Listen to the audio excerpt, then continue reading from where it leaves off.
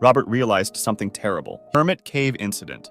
It was April 5, 1999, when 21-year-old Robert Kennedy from Oklahoma set out on what was supposed to be a normal overnight camping trip near Hermit Cave. He was accompanied by two others, his stepbrother Richard and their mutual friend Ben. During the night, they gathered around a campfire and discussed the nearby cave, sharing legends and stories about its mysterious reputation. The next morning, as they were packing up to head home, their curiosity about the cave got the better of them. The cave was largely unmapped, adding an air of intrigue, so Robert proposed a quick exploration. Ben, however, had to leave early for work, so he headed back home, leaving Robert and Richard to decide for themselves. Robert and Richard entered the cave through its relatively large main entrance without much difficulty. Inside, Robert spotted one of the rumored side passages they had been talking about and decided to explore it. The narrow passage was too tight for more than one person, so Richard decided to wait outside the cave. Robert promised not to go too deep and assured Richard he'd be back soon. As Robert crawled forward, he encountered a section of the cave that was about 150 feet long and full of tight curves, making progress challenging. The real trouble began when he reached a particular point, called the Keyhole Formation. This section was especially dangerous because it was impossible to exit legs first once passed. Unaware of this, Robert continued forward, but when the passage narrowed even further, he decided it was time to turn back. Returning to the Keyhole Formation, Robert realized something terrible. He couldn't pass through it feet first. His only option was to move forward through the even tighter crevice, hoping the cave would widen enough beyond it for him to turn around. What he didn't know was that the crevice sloped downward at a 30-degree angle. Exhausted, Robert squeezed through the space, exhaling all the air from his lungs just to fit. After several pushes, he reached a horrifying realization. He was stuck, gravity was working against him, and every attempt to move only worsened his situation. Desperate, Robert began yelling for help, but Richard, waiting outside the cave, couldn't hear him.